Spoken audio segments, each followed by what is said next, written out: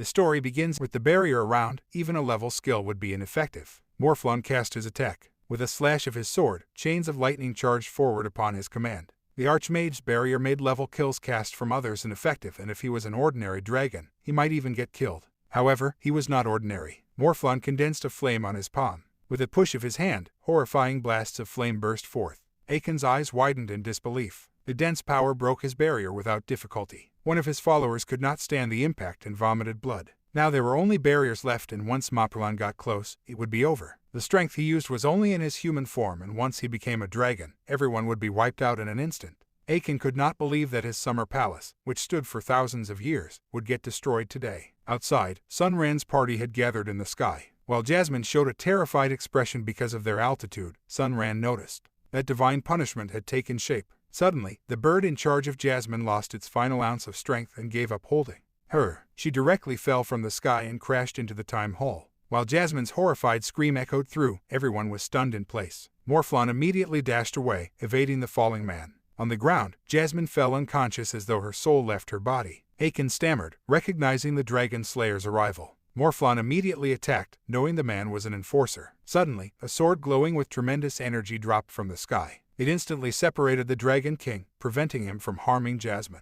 Sunran and Charlie followed and also fell from the sky, and while Sunran asked Jasmine in concern, Charlie assured him with the build of the body she possessed, she would be fine. Finally, Sunran's party gathered together, facing the Dragon King. Charlie raised his sword. Now that he had killed Dragon's subordinates, Dragon King Morphlon would be the third. The followers were relieved. Their savior, the Dragon Slayer, had finally come. Right now, Morphlon had a displeased expression. Sunran warned Morphlon's weapon and equipment were level. Charlie replied it would be difficult to defeat the Dragon King with their current abilities. Sunran said the divine punishment had already taken shape and all they needed to do was to coordinate with the mages and use it to obliterate the dragon. Charlie agreed and activated his skill. The clothes on his body were instantly torn into pieces. His muscles contorted and they were filled with strength. With his skill, Golden Shell, now activated, Charlie charged forward. In the headquarters, Chen Hensheng was fired up. Seeing a bronze enforcer in action, his 20,000 credit points payment was worth it. He immediately commanded everyone to monitor all the destroyer's moves. The divine punishment would be activated once the destroyer entered the line of fire. Looking at the screen, Chen Hensheng left his future in Charlie's hands.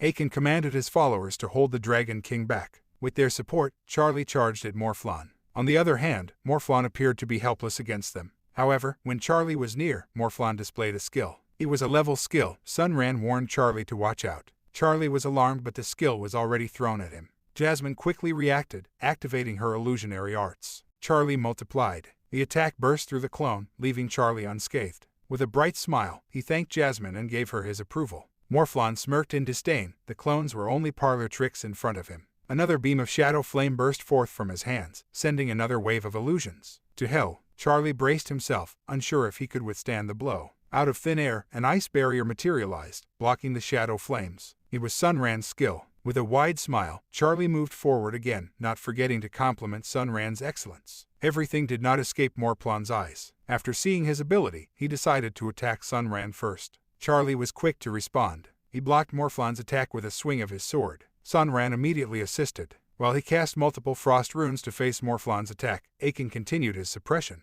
He was amazed at Sunran's party's teamwork. On the other hand, Morphlon was starting to get annoyed. Suddenly he shouted at everyone, asking for help. Aiken was startled by this. The next second, a blade pierced him from his back. Aiken could not help but vomit a mouthful of blood. Everyone was shocked at the sudden development of the situation. They have a traitor on their side. He was Morphlon's undercover agent. Aiken, who was weakened and on his knees, cast a spell with the last ounce of his strength. The electric arcs shot through the ground and sparks flew everywhere. Aiken did not escape unharmed. Even his followers were roasted. In the headquarters, Chen Hensheng trembled on the spot. With Aiken and his mages now dead, their chance to win seemed bleak. Contrary to everyone's gloominess, Morphlon was happy. His pawn played a critical role. Right now, without Aiken's restraint, he could not be defeated. Charlie charged at Morphlon, who was in joy. The moment they collided, shockwaves of electric arcs bombarded the room and fissures filled the ground. Although Charlie's skill could not be underestimated, in the face of a level dragon blade, his level weapon and body could not compare. Soon, Morphlon's sword got the upper hand. Charlie's sword shattered and Morphlon's blade slashed at his body. Jasmine was shocked at Charlie's defeat. Now, Dragon Slayer was dead.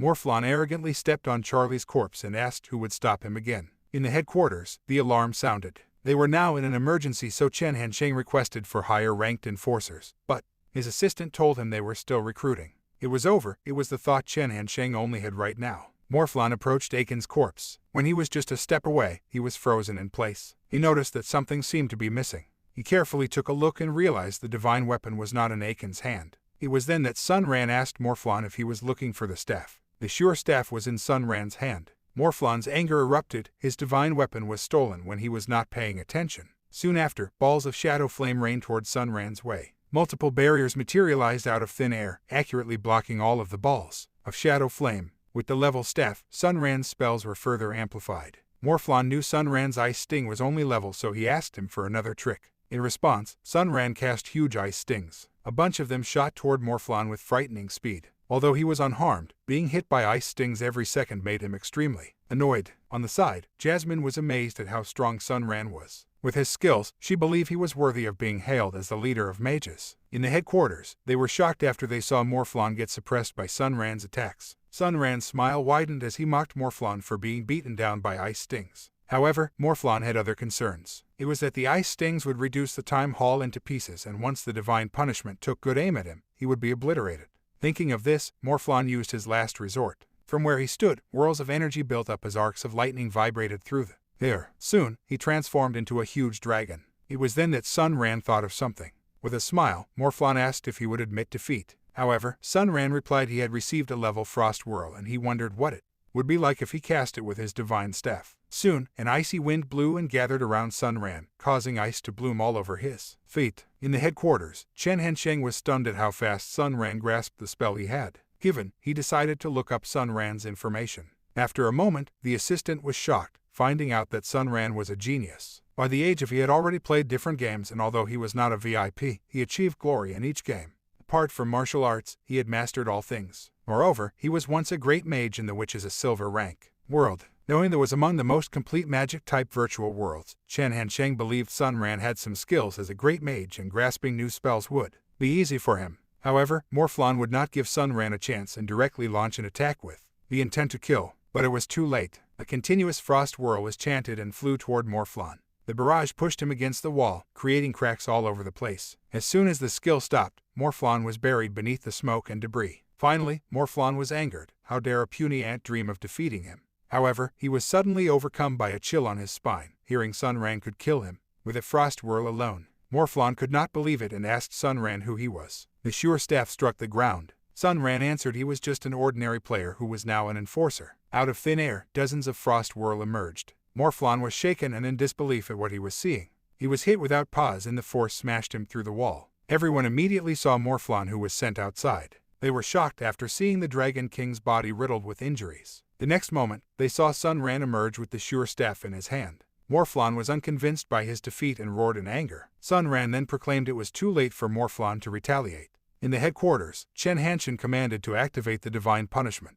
Without hesitation, the assistant followed the command. A heavenly lightning from the sky struck the Dragon King. As he slowly shattered into pieces, his horrified roar echoed through the Argus Peak. In a building in the real world, one of the virtual facilities exploded. From within, they could hear someone's cry for help. On the sensorial chair, a man appeared to be fried to death. In front of him showed the notification: the battle god Morphlon died. In the summer palace, the mages gathered and cheered for Sunran's victory. Now that the Dragon King was killed and Aiken was dead, everyone hailed Sunran as the new Archmage. Finally, Sunran could sigh in relief. Nearby, an entity emerged. It introduced itself as the emissary of the supreme god of Shur and declared its admiration for Sunran's intelligence and strength. The emissary then invited Sunran to the holy kingdom of Shur. Sunran agreed and thought that the mission was now complete. Behind him, he noticed Jasmine. She had a hesitant look on her muscled face. However, Sunran let her be, and even though he had a good impression of her, he decided to part since every game was different and separate from real life. Soon, Sunran's victory and the Dragon King's defeat were announced to the world of Dragon Age. From then on, Sunran's legend was born that would last for eternity. As for Sunran, he was teleported out of the game. In the Garden Mansion, a man watched the news about a gamer's death in a gaming facility in the Common Ground district. The man then connects to the Darknet. After a moment, everyone gathered in the Scorpion mercenary troop encrypted Darknet. Number tells everyone about Number 4's death and then mentions that everyone must have seen the recording of his last battle. Number affirms and asks if they would avenge their comrade. Number tells them to observe since their opponent was a destroyer before he became An enforcer and could not be underestimated, but Number did not mind his warning. That's it for today. If you like this video, don't forget to like and subscribe. Thanks for watching.